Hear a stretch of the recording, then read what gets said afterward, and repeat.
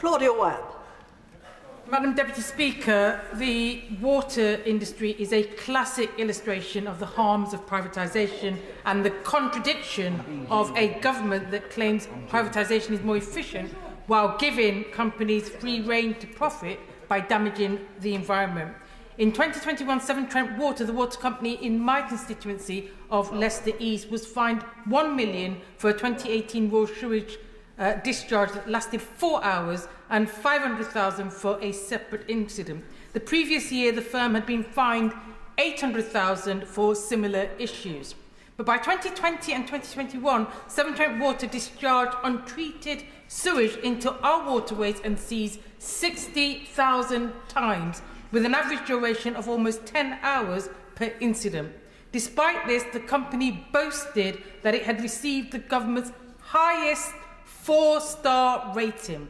Severn Trent's chief executive is now incredibly advising the government on water, waste discharges and biodiversity. At the same time as it pollutes, Severn Trent is paying out huge dividends to shareholders, including almost recently a payout of 43p per share on more than 54 million shares, more than 109 million to wealthy investors, and it pays out dividends twice a year.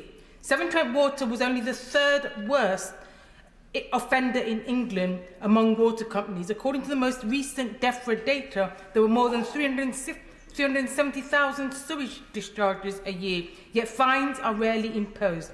The foxes are running the chicken coop. The government describes Severn Trent's actions as completely unacceptable, yet is rewarding them for their recklessness. Madam Deputy Speaker, it is evident from these figures that the privatisation of the UK's water supply is a disaster for our people who pay a heavy price in financial terms and in quality of life, and for nature and our environment. For everyone, in fact, except the water companies themselves and their investors who make millions while they pollute. It is clear the only real solution to this situation is full renationalisation, so that those running services are accountable and any surpluses can drive reinvestment and lower bills instead of fattening corporate profits and offshore bank accounts. Thank you, Madam Deputy Speaker.